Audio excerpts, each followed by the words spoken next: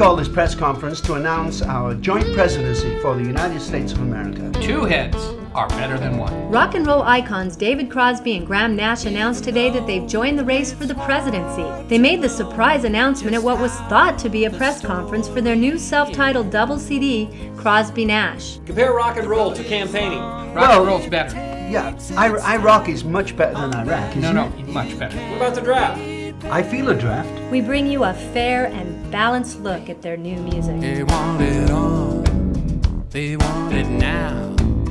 They want to get it and they don't care how. We're thinking the number one word for the campaign should be leadership. I'm not so sure. I think it should be trust us. Look at us and trust us. Yeah. I mean, once they wouldn't see you it- trust me? Hi everybody, I'm Graham Nash and I personally approve this ad. Hi, I'm David Crosby and whatever he said.